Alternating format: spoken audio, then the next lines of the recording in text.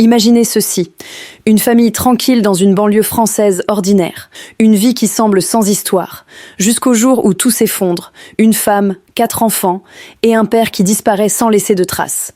Bienvenue dans l'affaire Dupont de Ligonnès, le mystère criminel qui hante la France depuis plus d'une décennie.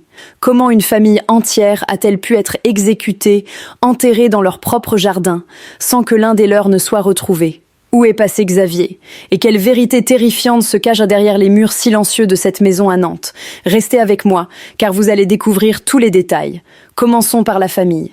Le patriarche, Xavier Pierre, Marie Dupont de Ligonnès, né le 9 janvier 1961 à Versailles. Issue d'une lignée aristocratique du sud de la France, la famille portait un nom prestigieux. Le château de Ressouches, en Lozère, est lié à leur héritage. Xavier se présente comme un commerçant. Ses activités restent floues.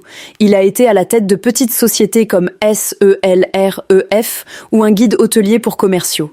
Mais ces entreprises affichaient une faible activité. Peu de revenus, peu de transparence.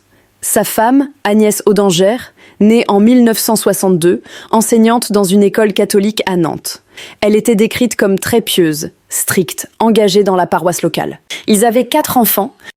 Arthur, né en 1990, Thomas, né en 1992, Anne, née en 1994, Benoît, né en 1997. La famille vivait au 55 boulevard Robert Schuman à Nantes, Loire-Atlantique. Sur le papier, une famille sans histoire, mais les failles étaient nombreuses.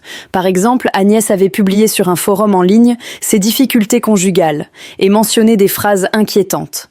Des internautes ont repéré que Xavier discutait sur un forum religieux, la Cité catholique, avec des pseudonymes multiples, posant des questions sur le sacrifice.